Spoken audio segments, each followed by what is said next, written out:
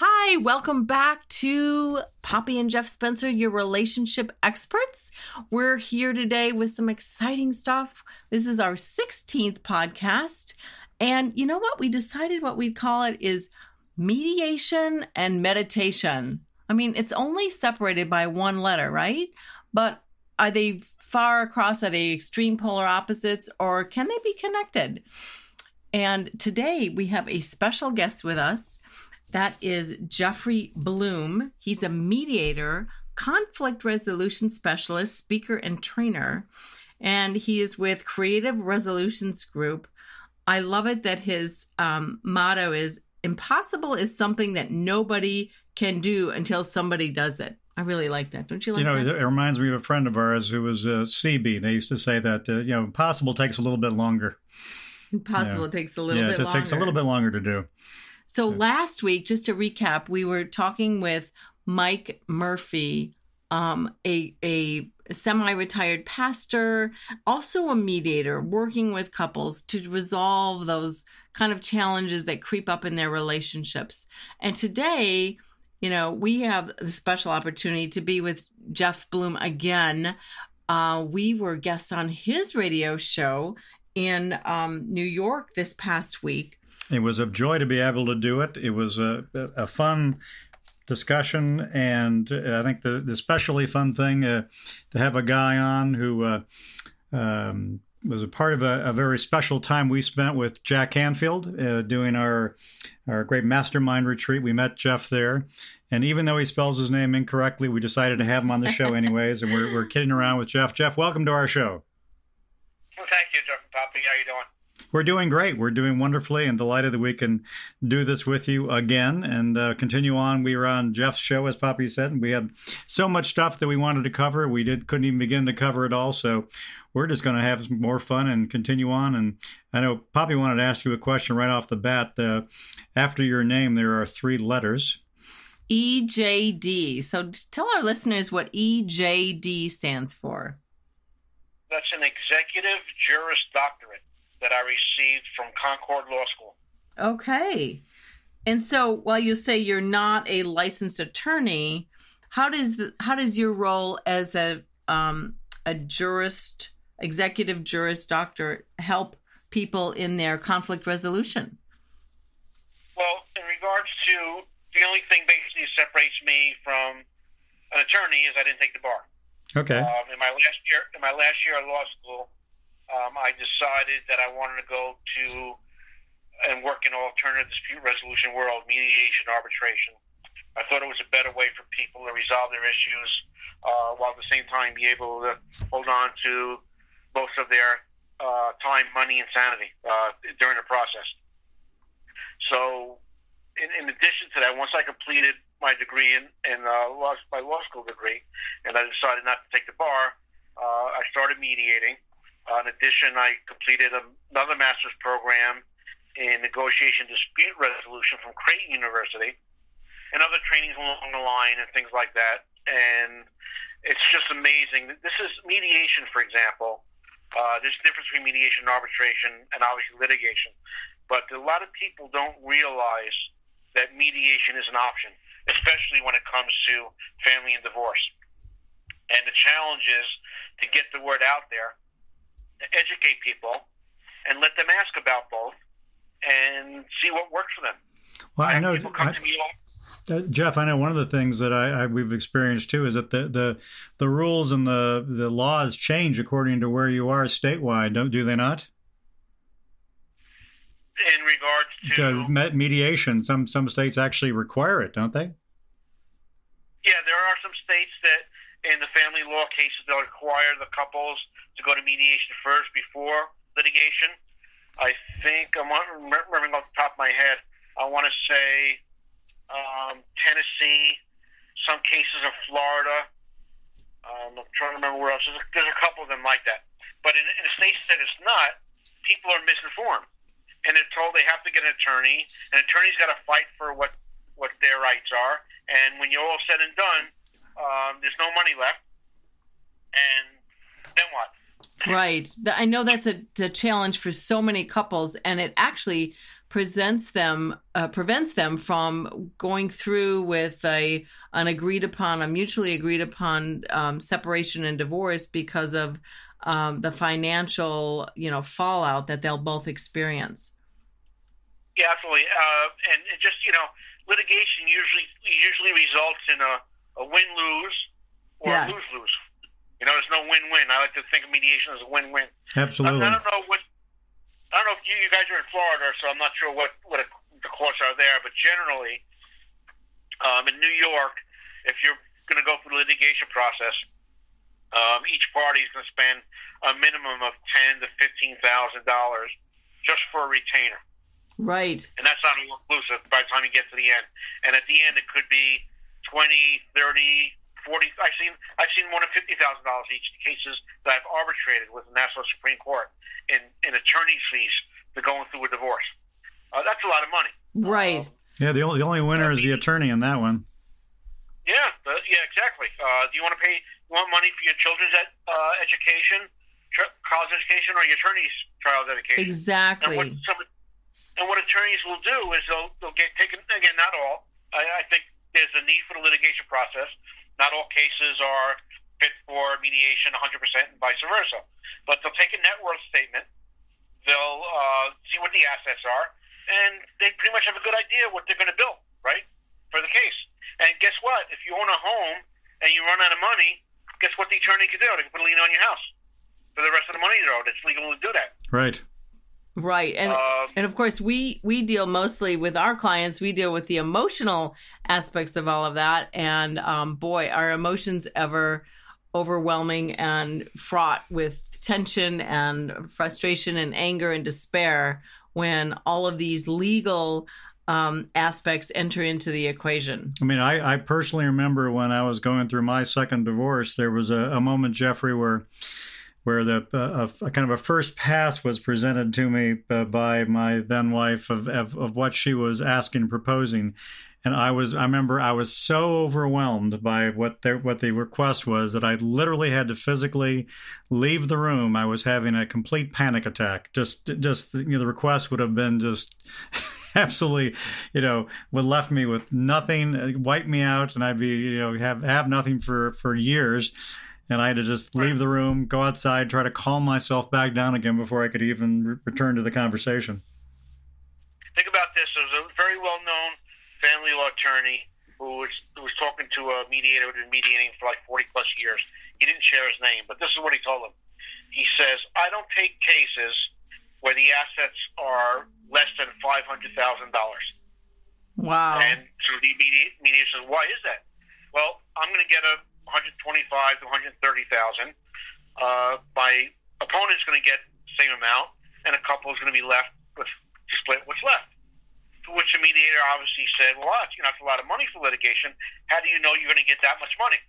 His response was simple. All I have to do is create an argument. Oh, great! That there you go. There's I'll pad the bill, huh? Yeah. Well, look, and again, there are attorneys that you'll go in, and you're right, it's emotion. My husband did this, my wife did that, and an attorney will promise you the moon, the stars, the sun, and tell you, you'll get it. It's a no-brainer. They can't guarantee what's going to happen at the end of litigation or what a judge is going to decide. And as long as they keep that hope up, and the back and forth goes, you tell your attorney what you want, that's billable, however long that takes. He calls the other attorney, and that's billable time. And then the other attorney calls their client, and that's billable time for them. And God forbid, one spouse is the money spouse, right? So let's say one spouse is, let's say making, $150,000 a year, and the others work part-time or barely during the years, and they're making, $20,000 or $30,000. The money spouse is going to pay for the other side's expenses as well. Right. It's a horrible system the way it works. And when you go before a judge and you want to say judge, but he cheated with his secretary, or Your Honor, she did, she was sleeping with the next door neighbor. You know what the judge is going to say? That's irrelevant. It has nothing to do with the case. Right. It's relevant to them. It's important to them. They can get those issues out in a mediation session, with both of them sitting there, versus one side telling one and then and getting the information through attorneys. I don't know if you both remember in school, remember that telephone game where the teacher would whisper something in the ear of the person in front of the room? Sure. And by the time it got to the other end, it was something completely different. Right. Yeah, of course. That's what happens in the litigation process on a regular basis. Well, that's very, kind of unsettling for many of our listeners. So what can we do about it? I mean, obviously you're a mediator first, and you have a radio show program called Ask the Mediator, which we were fortunate enough to be guests on Monday night from 7 to 8 o'clock Eastern Standard Time. And that's on the internet radio, WLINY. And correct. You can hear it on WLINY.com. Right. Or on the TuneIn app. You just type in WLINY on your smartphone or smart device. You can hear the show. Each show is also downloaded into iTunes after it's over. And it's also on the WLINY website under my radio show page where all the shows are archived. Okay, great. So they can find you. And where can people find you on your website, Jeffrey? Okay, my website is mymediationservices.com. My phone number is 516-308-7808. Yeah, and I bet you answer right away. I'm going to tell our listeners, because you're like Johnny on the spot. You're always really quick to get back to people and respond. So I know when people are feeling emotionally overwhelmed about something and they feel like they need to talk to someone right away, you're probably pretty good about getting back to them, right? Yeah. In fact, people have told me they're surprised I got back with them so fast. A good example is one I most recently remember is somebody had contacted, gone to my website, put in information, and I got the email, and it was on New Year's Day for mediation. And I think so. I got the email. I think it was around 12 o'clock. I was out running around, and when I got a chance to pull over at about 2 p.m., I just gave the person a call. Oh wow! I didn't expect to call me today. It's New Year's Day. It's a holiday. I said, no problem. I know it's a very emotional, issue you're going through, and I at least wanted to touch base with you. And I realized it's a holiday. We could talk again, during the week, but I wanted to touch base with you, and they were very happy.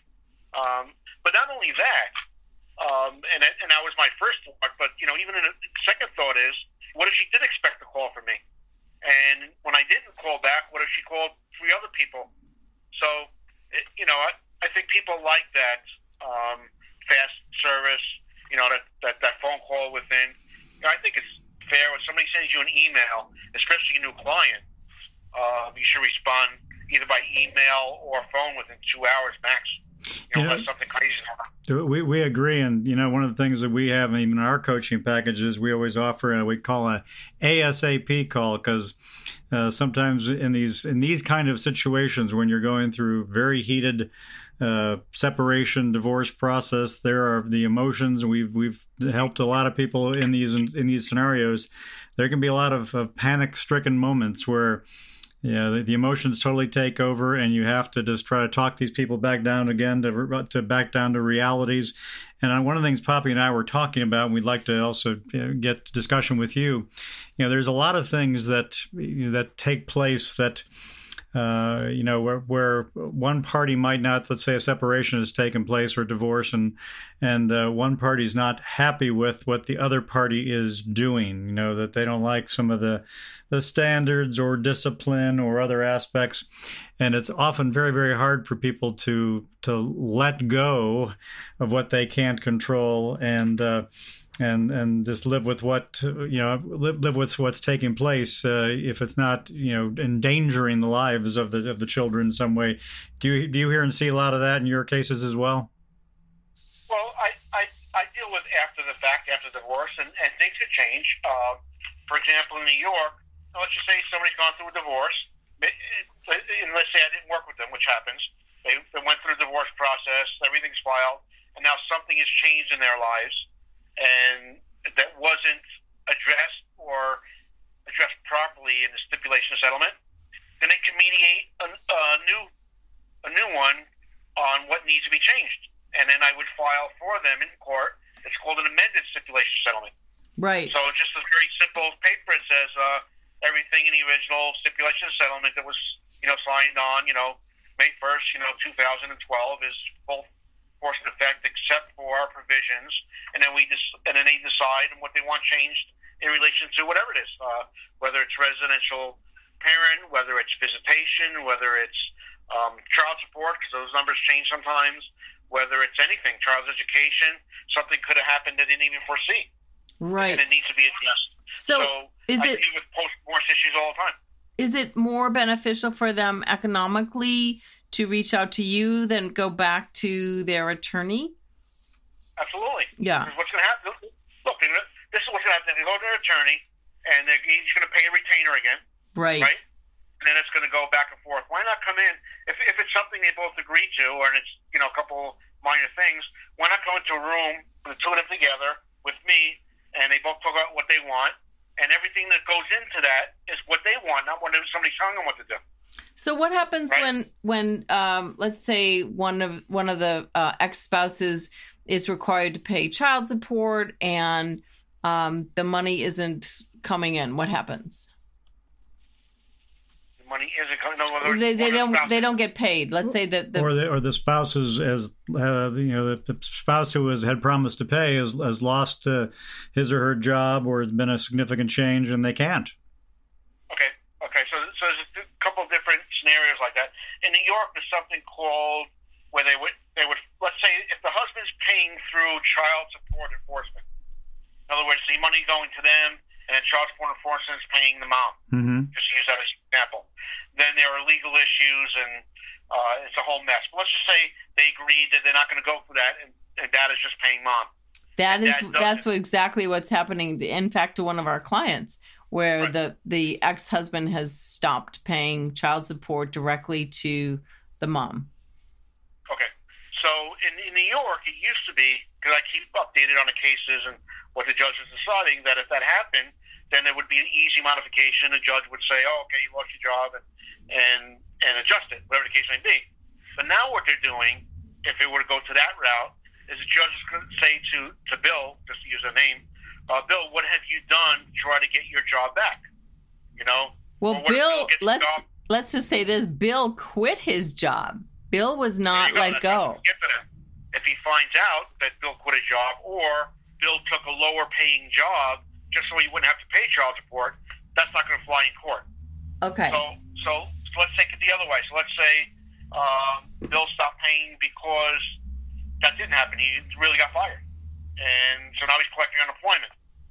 And rather than going through the court system and going through all that, for a judge to order him to pay something he can't, then what if they're sitting in a room together and Bill says, "Well, I'm getting $600 a week in unemployment, and so I can afford to pay, while I'm on unemployment, I could pay $200 a week towards child support." And again, I don't know what the numbers are. Let's just say that's what he says. So now he can pay $200, but he was supposed to be paying you $450, right? So that's a little less than half. Mom could say, "All right, you're on unemployment. I agree to that, but only for the terms of your unemployment, and once you're employed, you need to provide me with the W-2 or pay stub, and then we need to revisit the calculations to get back up to where we're supposed to be." And he says, "Yes, okay, we could do that in a 2-hour, 1-hour sitting session." And they come back 2 days later, sign the amended stipulation, file in court. It's still legally binding. Now he's legally binded to pay $250, and even though it might be difficult for mom, it's better than nothing, right? Right. I think this is awesome. And so you do all that sort of legwork and the court papers and the filing. You do that for your clients. Right. I do the paperwork. They sign it, and I file it with the court. Nice. I recommend to them. It's up to them if they want to. Some do, some don't. Is to have an attorney review it on their own behalf, because I can't advocate for either one of them because I'm acting as a neutral third party. Right. But either way, it's like I said, it's legally binding, and in the event that they do decide not to have an attorney, then the proper waiver language is in there that it was recommended, and they waive that. I think you just answered the question that I was getting about to ask, because Poppy and I talk about, we are coaches, we are not therapists, but there are definitely times where we see people with issues that they need to address that really doesn't make them suitable and appropriate for coaching. And we suggest, therapists, and we have agreements and relationships with therapists that we offer customers back and forth. And I was just going to ask, when do you suggest a lawyer? I think you just already answered it. When they need someone to be their personal advocate, because you have to stay in the middle. Well, it's not so much that. It all depends on a couple. What I tell them in the beginning and during my intake and or consultation is I'll tell them it's recommended, but it's not mandatory, that you at least have a review attorney. So when all is said and done, and you guys agree on everything, and I draw up the draft of the final agreement, you have an attorney review it on your own behalf. Right. And I've had couples do it, and it's very basic. And what attorneys will do is, look, you can take the same agreement and give it to 5 different attorneys and all have 5 different opinions. And that's fine. I understand that. And this is what I tell my clients. So I'm mediating with Dan and Bill, Dan and Sue. And Sue's attorney wants some wording changed in the agreement. And this is how I tell it to them. I said, even if it doesn't change the meaning of the agreement, I'm going to put it in a different color so you can see it. So I'll an email to them and say, look, Dan, this is what Sue's attorney recommended. Maybe Sue's changes are in red and Dan's attorney's changes are in blue. Because in a 20-page, 30-page agreement, you can easily bury something, right? And then they'll sign something, they'll think they know what they're signing. I want them to understand every single word that's in there. Again, even if it doesn't change the meaning of the agreement, I want them to see that change. So that's what I do during that process, because the attorneys will send it to me, or the clients on behalf of their attorneys, and they won't sign the final agreement till they both say, yes, okay. Okay. This is fascinating for me. I didn't realize that the mediator with your credentials and certifications could do that next step. Could be that connector between, to go one step further in lieu of having an attorney. So that's like fascinating for our listeners. We talked about it in the beginning of this, having control over our own emotions and our thoughts. And how do you reconcile that when people come to you and they're clearly all over the place? The emotions are highly charged. What do you do to help them bring some peace and calm and sort of meditation to the mediation, Well,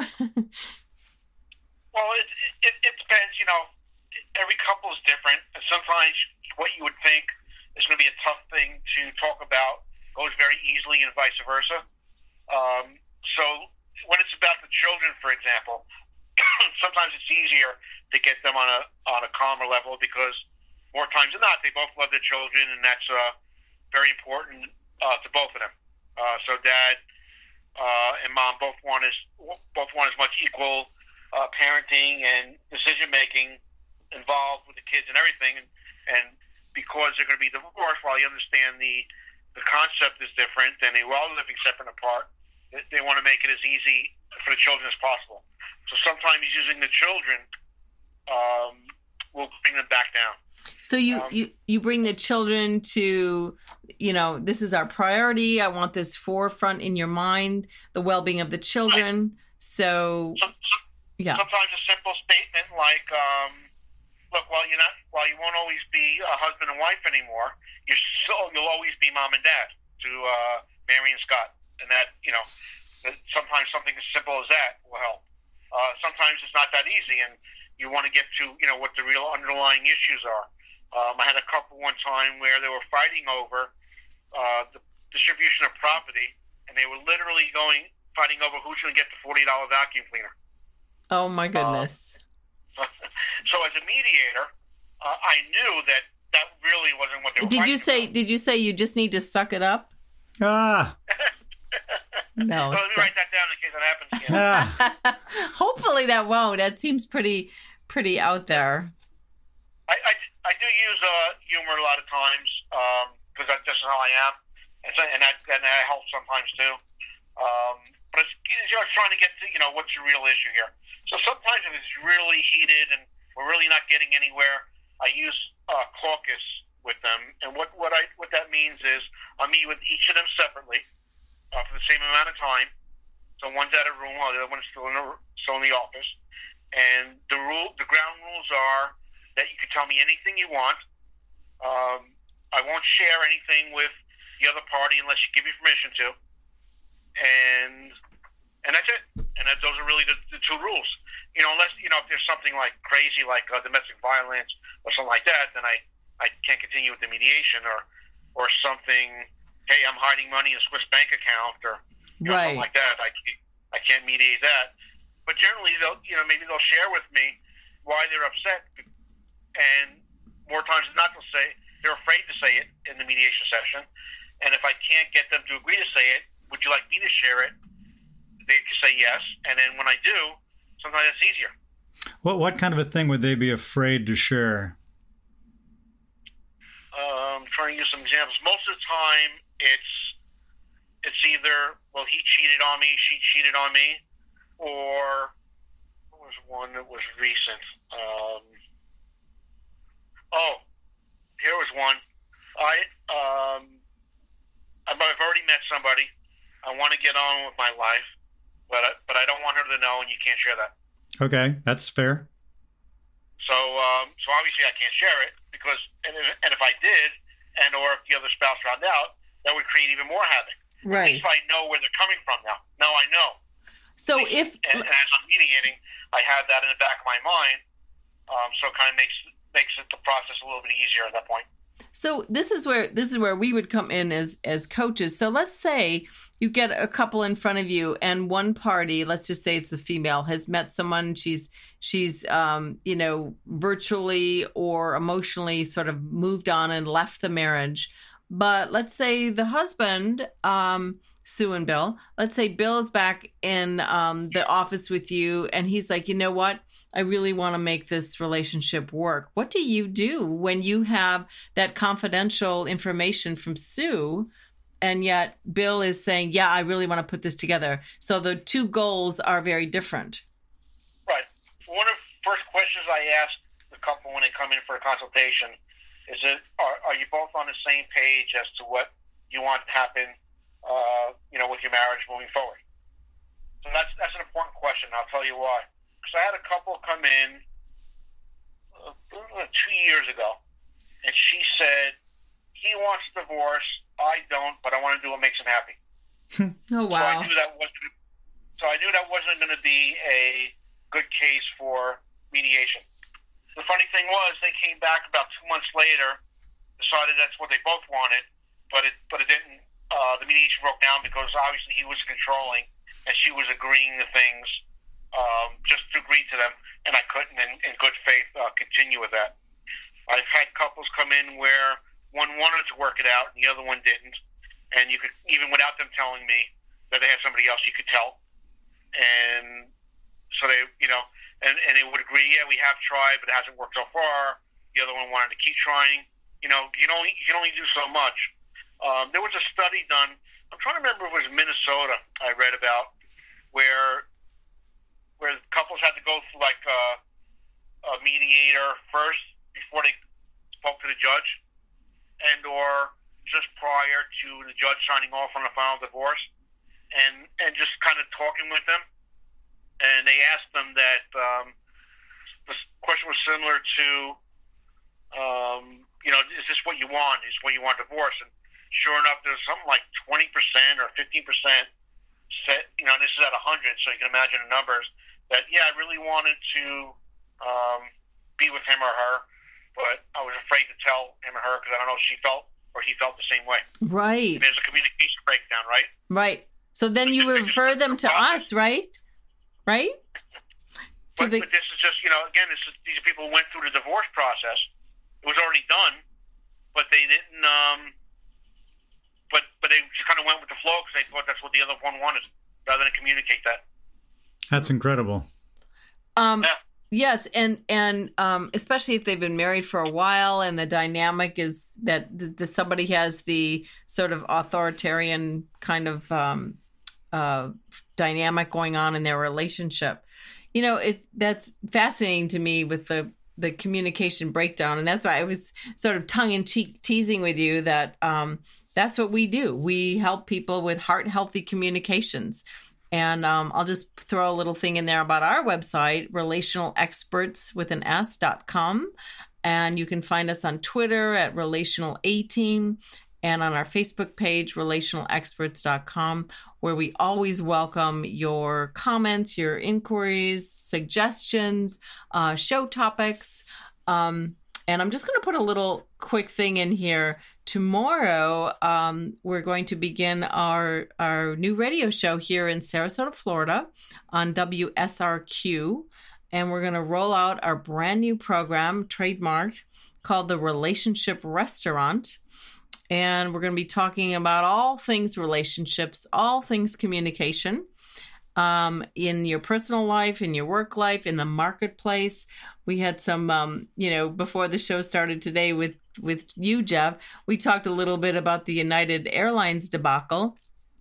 And we've even written an article or two and submitted those for various what places. To do and what not to do in communication. And so we were astounded that the CEO Munoz had been recently awarded Communicator of the Year by some group, and we're like, wow, he's not living up to that title.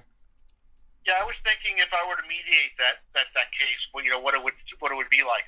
And obviously, you only get from the news, and you don't get all sides. But the very basics of that case, you think about. Okay, so these people all bought a ticket, right? So they're rightfully there, and then United says, "Wait, we need room." What is they needed room for crew members to go to another location? Yes, exactly. Yes. Right. So is that the fault of the passenger? No. Why couldn't the crew members take another flight? Well, or rent an Uber. Yeah, I know there's been all these discussions, and I always love it when they say, "Well, the contract that you have with us as a passenger clearly states that we can do these things." It's like, oh, that always helps when you pull out the contract and says we have the right to jerk you out of your seat, and That's why I think. What's really interesting is, I'm sorry. What's really going to be interesting is how it really affects United. Are we going to see like crazy low prices to get people back? Oh, you could. Are they going to go under? That's going to be really interesting to see that. I know in less than 48 hours, their market value cap declined to almost $1 billion. So that was incredible. It's come back, but boy, they took an initial big hit. And so, but anyway, so we talk about customer service, we talk about our role in the workplace, and of course at home, parenting. Those are the things that we'll talk about on our program. We'll probably have you back, Jeff, to talk a little bit about on the radio program. In a few months, we'll talk about how to do that with parents. And then one of the things that I had a question about, you mentioned earlier about somebody called you on New Year's Day, which seems to be what we call on our emotional clock the fight or flight setting on our emotional clock, where it's the fear is high. You've reached a wall. You're ready to do something, and you reach out and you call you, or you call us, or you call your attorney, or you call your best friend, or you call somebody and you say, "Okay, I think I've had it," and It's not surprising at all. I think the statistics on January divorces is probably the highest. But do you see? That's my busiest time of year. Yeah. New Year, my New Year's resolution. That's it. I'm done. Right.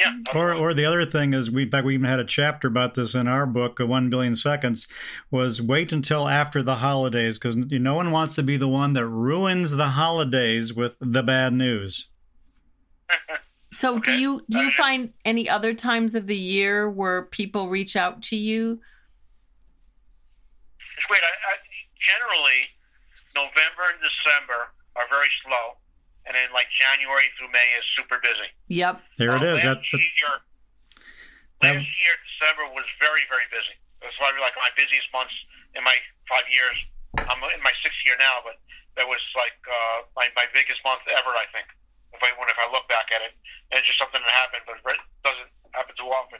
It slows down during the summer, picks up around fall again, and again dies down a little bit around the holidays. But even during the holidays, I'll have a couple of cases trickle in through November and December. Okay, and we had one more question before we sign off here.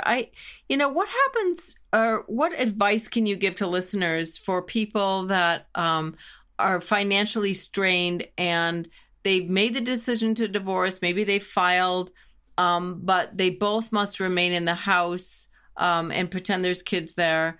They both have to maintain the house for financial reasons.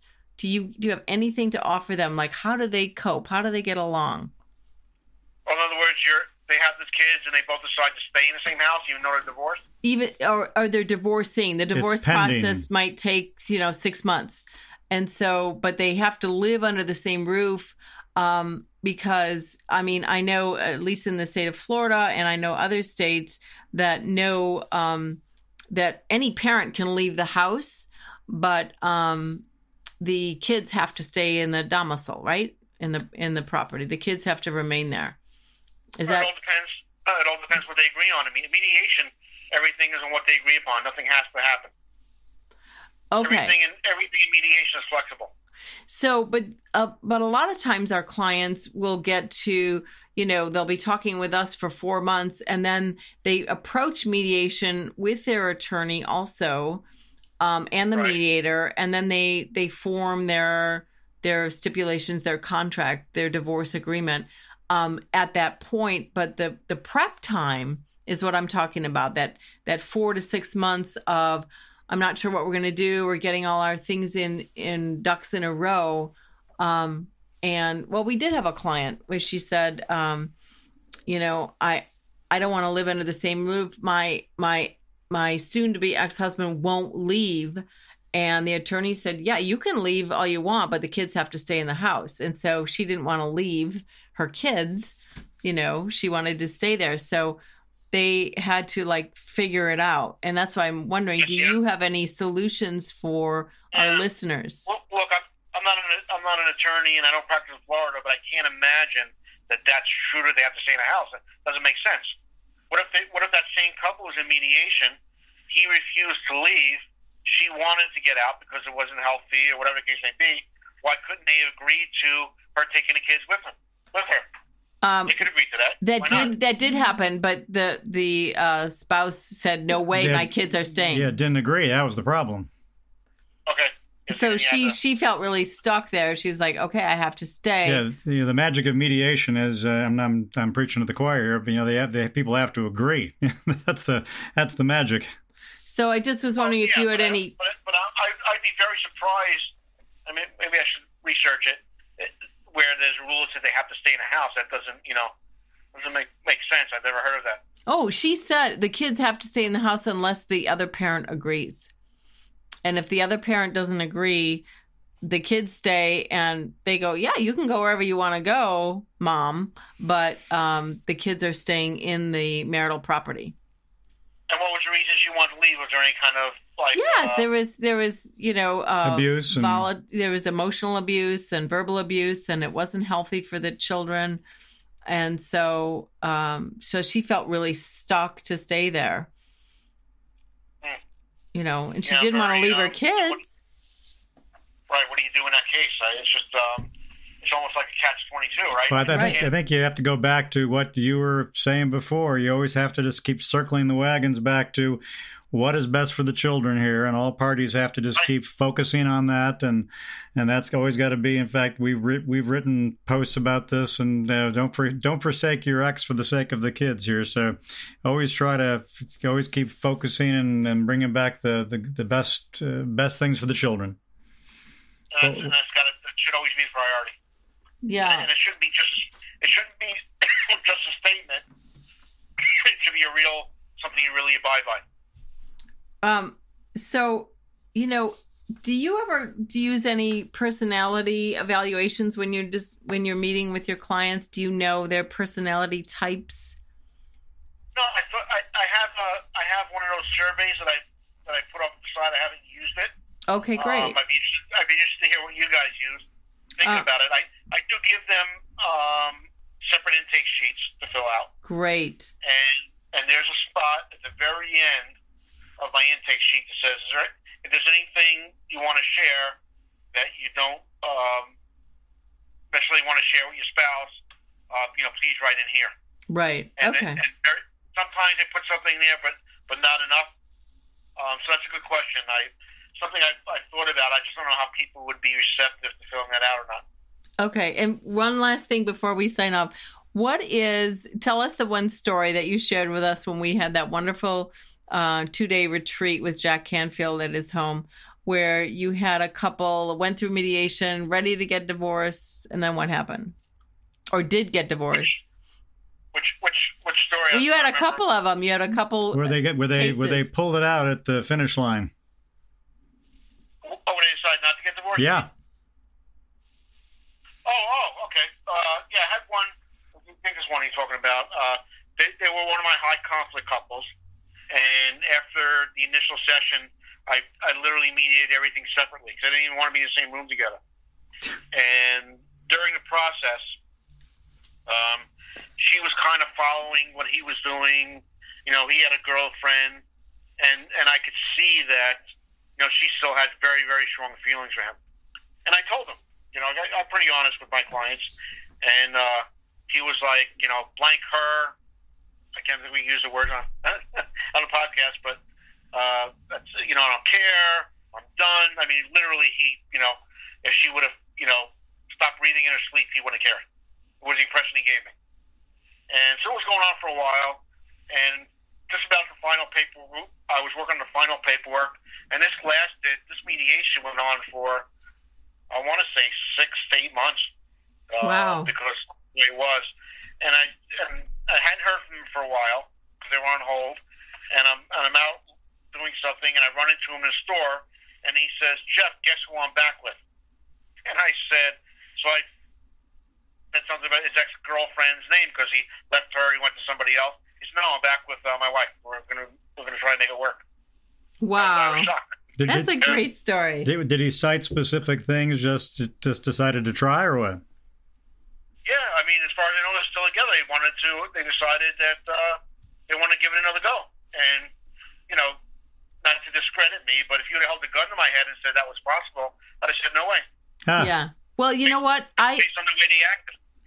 I would see that because we've talked about that before with our couples, when there is especially an adoring spouse for the other, that carries a lot of weight in relationships. And you started this by saying that she, really cared for him a lot and wanted to do anything, and her desire alone maybe had helped him turn the corner on that. Not only that, she, about maybe less than a year after that, she referred me another case from somebody she worked with who was going through divorce.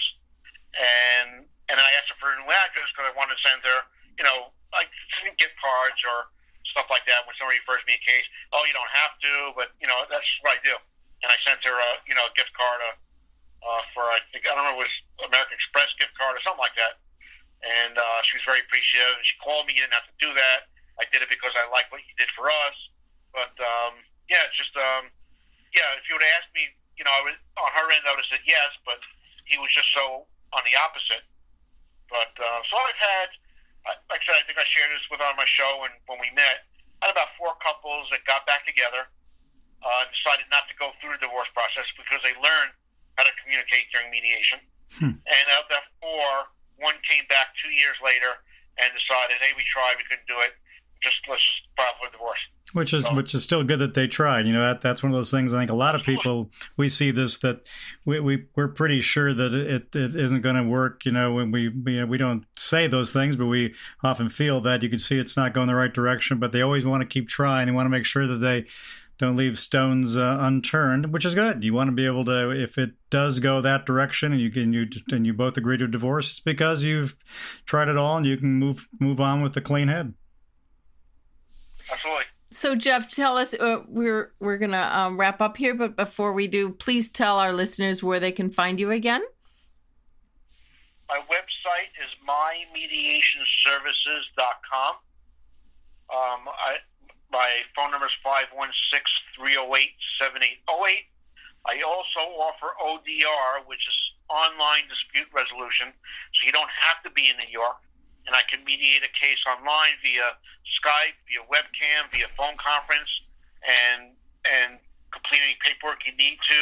And if it's in a different state, you may have to take it to a person who could do that paperwork. But at a very minimum, I can provide a memorandum of understanding that you could take to a local attorney to draw up all the paperwork in your state, and still saves you a lot of time and money, and create a win-win situation, which is more important than anything else. Perfect. I love this. And I like the creating resolutions. I think that's a really positive thing. We this month's series was kind of talking a little bit about shame and guilt. And certainly there's all that kind of stigma that comes along with it. People that seek coaching versus therapy feel like there's less stigma with the coaching. Probably with mediation as well, I would imagine. We like to title our podcast, and we said this one was, mediation or meditation, and certainly there's lots of room for meditation when you're going through these kinds of life transitions with your partner. So, Jeff, thank you so much for joining us. It was, again, a blast having you on, and we'll look forward to doing things again in the future. Absolutely. Thanks for having me. And, again, you guys are welcome on my show back again, and let's keep in touch. All righty. All right. And also, this is Poppy and Jeff Spencer, relationalexperts.com. You can find us on Twitter at Relational18, on Facebook, Relational Experts. And we look forward to catching up with you again on our new radio program right here in Sarasota, Florida, Sarasota Manatee County, the voice of Sarasota Manatee, WSRQ Talk Radio. And that is Thursdays from 5 to 6 p.m. Eastern Standard Time, where we will introduce tomorrow our debut appearance on the radio will be the Relationship Restaurant. And we thank you for listening. We thank our wonderful guest, Jeff Bloom, who had a plethora of information and value to bring us. And you all have a good week.